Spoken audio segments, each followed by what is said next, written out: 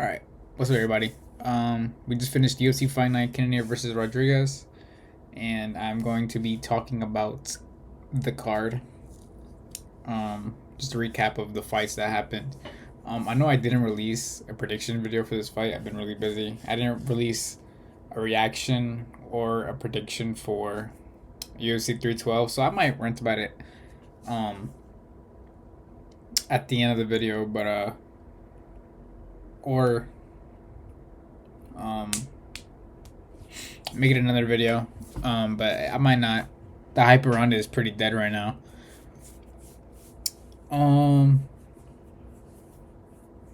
Yeah, this is honestly, I really just have the screen on for the thumbnail. So let's just talk about the prelims. The starting off the card, Julia Villa versus Jacqueline Cavalcanti. I'm gonna do quick thoughts. Cavalcanti, really good striking. Really good kickboxing versus Julia Villa. Julia Villa had a very.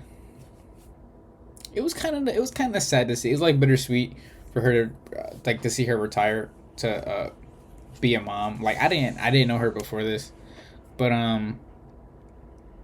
it's like you get that feeling of Sonder, or at least I did, where it's like you realize these people have their own lives outside of this. But yeah, Cavalcanti won by decision. Next on the card, we had Walter Walker versus Donto Mays.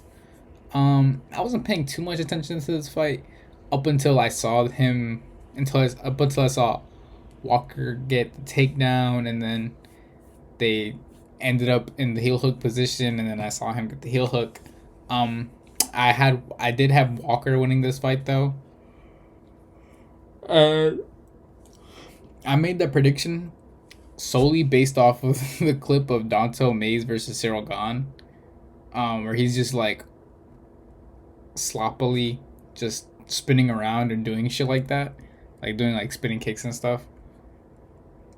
And I thought, yeah, there's no way he's gonna be there's no way he should be in the UFC or fight. I think he's gonna get cut.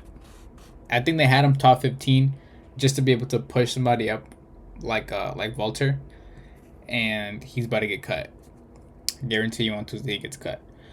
Vince Morales versus Elijah Smith. It was really just kind of vet versus prospect. Vince was showing his experience and perseverance and durability in the fight because he had gotten busted up, I believe. He was getting Elijah in some troublesome positions, but overall Elijah did enough to get the decision win. And I gotta be honest, I didn't pay too much attention to that fight either. But I had Elijah Smith winning. Excuse me, I got a burp. Thank you. Next we had Gabriel Bonfim versus Chaos Williams. Honestly, I had Chaos winning. I was rooting for him, and I thought he could have won. Seeing that Bonfim's last loss was to Nicholas Dalby, I thought Chaos Williams has more power and somewhat similar levels of striking that he could put on a similar performance against Bonfim. But Bonfim did very well. A lot of calf kicks, a lot of jabbing, good ground exchanges from Bonfim, getting control, getting the takedowns up until the submission in round 2 at the very end.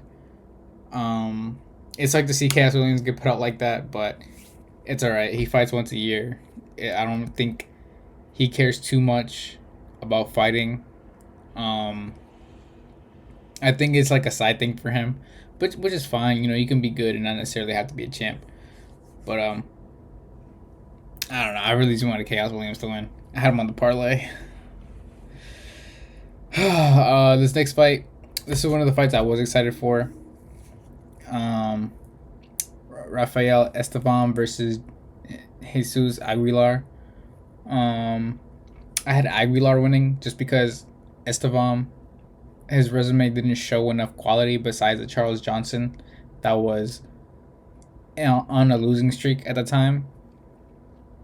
And I think it's a win, and like in hindsight, it's a win that looks good, like that ages well, but the kind of like the context kind of um muddies it up. I don't know if I'm saying that right. Uh, but yeah, so everybody was saying Esteban was a great grappler, and I thought Jesus Aguilar, he's no chump.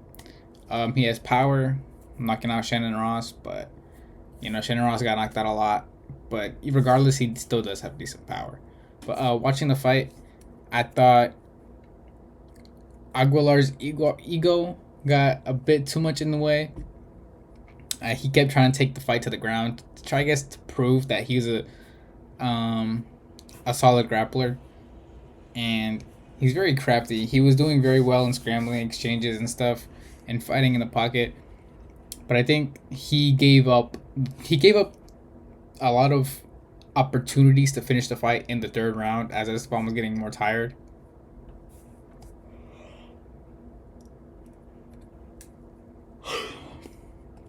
Fuck, I yawned. Um, he kept giving up control time and bottom position to Esteban. Esteban seems to be a very solid grappler too.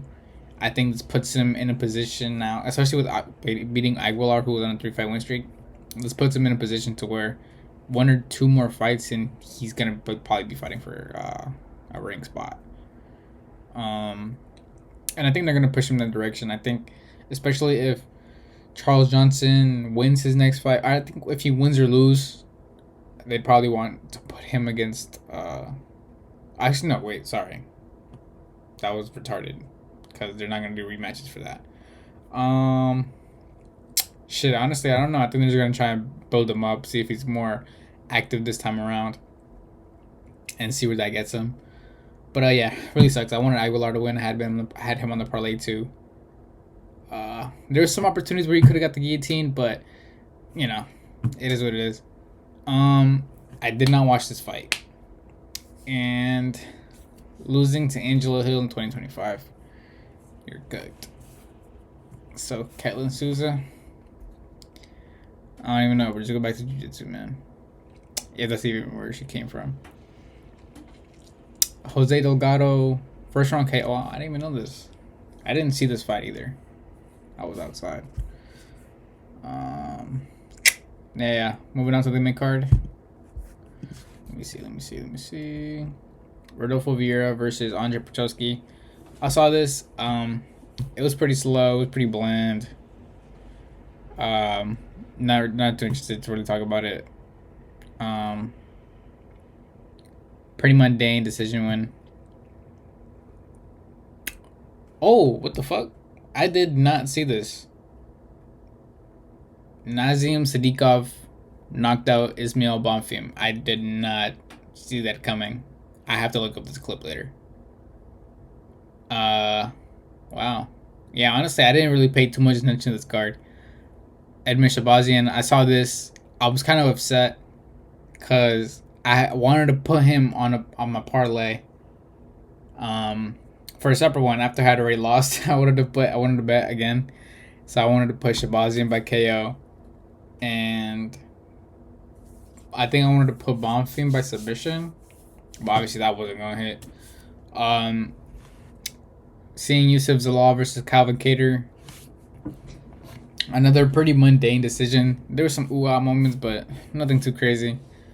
But Yusuf Zalal is now in the top 10 of featherweight. I believe he's in the top 10 now. Should be. And then main event. Jared Kilgorilla Cannonier versus Robocop. First of all, shouts out to Jared, man. I thought he was cooked after that first round where he got dropped. I was like, fuck. It's about to be 3 in a row. He's gonna get he's washed. He's cooked. But no, honestly, he seems to really get. I'm gonna take that back. He's seeming to be technically stable at his age. Like he's not declining very harshly. He's just happening to be fighting a very solid competition, and there's no shame in losing to Kaio or Imavov. You know what I'm saying? Like Imavov just finished Izzy, and it was a sketchy finish, but I would say that Jared wasn't gonna get finished in that same way, and he didn't even get finished that fast, right? Like in comparison, um, losing to Kaio, it should have been. I would say that one should have been a finish, but even then, he went the whole decision with Kaio, showing how durable he is still, even at 40, 41. Still top of the division. He's going to be a really solid gatekeeper, and that's probably what he's going to be remembered as for the rest of his career, because I don't see him getting another title shot opportunity. A great way to come back, though, honestly. First couple rounds, it really wasn't looking good for him. Like, he was getting hurt, like, really bad. But he just happened to stay in there. And Robocop was getting sloppy. He was rushing. And he just got caught. And then, especially at the end of that round, you know, Jared got some really good ground and pound and probably had Robocop super, like, out of it going into the corner. Like, he was breathing heavy. He could barely walk. And that really affected him going into the fourth round. Like, there's no way he was done recovering from all that damage he took. And they got a big cut in his face, too. But, yeah, I had Robocop winning. And obviously he was up until he didn't. Until he wasn't. So, yeah. Honestly, just shouts out to Jared. Yeah. So, honestly, I kind of want to just talk about the UFC 312 stuff. So, I had recorded a video twice. Because the first one I fucked up on. I didn't have a recording. Twice, I pressed it to record and it didn't save. So now I had no file, then there's no way I was going to do it again because I had no time. Right? And even then, the card wasn't as interesting to even have a prediction or like to do necessarily a full prediction for, especially because the only fights I really cared about was the main event, Sean versus Dreykus. Like, I didn't care about anything else.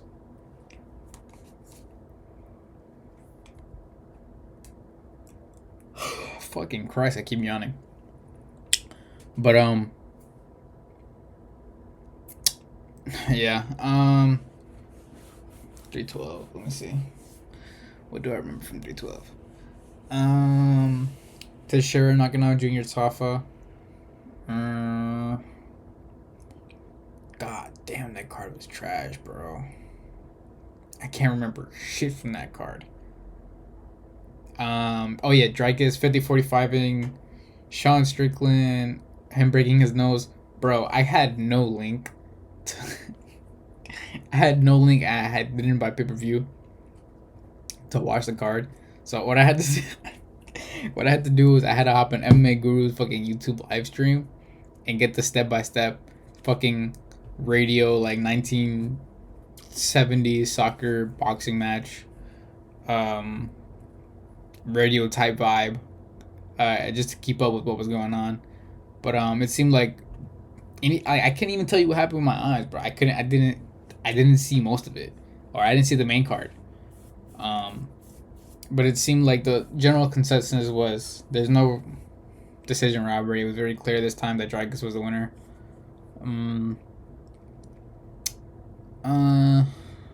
Yeah.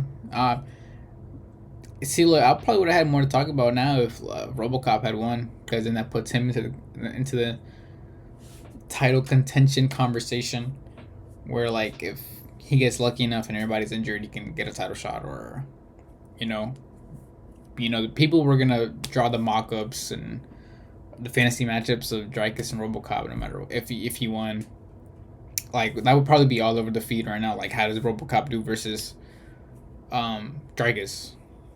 How would he do against Izzy? He would get clapped against everybody in the top 5. Had it been Marvin Vittori, I think he would have probably lost. I think in hindsight, I probably should have chose Cannonier because I knew he wasn't washed in terms of like skill, but Robocop was still unproven with like in terms of competition. Like obviously, Cannonier has been in there with some of the best middleweights, and Robocop hasn't. You know, he's been with the solid top 15 prospect skill level. You know, and he hasn't ever gone 5 rounds, I think, and you could kind of see him slowing down once it got to the 3rd, 4th round. You know, and I think that's what led up to him eventually getting knocked out. So I think this is gonna be a very good experience for him, and hopefully he climbs up a little slower now. Like if you give him like a Michelle Pereira, or you know, let's check. We're already on the website. Let's see. 185. Who could Robocop fight right now? He beats Bo. He beats Kopylov. Oh yeah, he can still definitely enter this. Mangekov versus Pereira. Bro, Robocop versus Costa. That's the fight I wanted them to make, honestly, and I think he can win that. I think he can beat Delidze. I think he loses to Allen. I think he probably loses to Vittori. Like if these are like 5 rounders, loses to Allen regardless. Loses to Vittori 5 rounds, beats him 3 rounds. Paulo beats. No, he beats Paulo 3 rounds. Does he? They're both very big. Who has more power though? I would think Costa has more power but less skill. This is very interesting, actually. I think win or lose, Robocop showed a lot of talent. And I think he should get another opportunity at a ranked shot, just a lot lower than number 7. He kind of just got thrown into the fire. But I think if he gets the chance to go up slowly again, I think he would do fine. Yeah. But yeah, that's all. I just want to do a quick reaction to the fucking Cannonier versus Robocop fight, just for the purpose of having consistent content, putting my content out there and stuff. And yeah, that's it.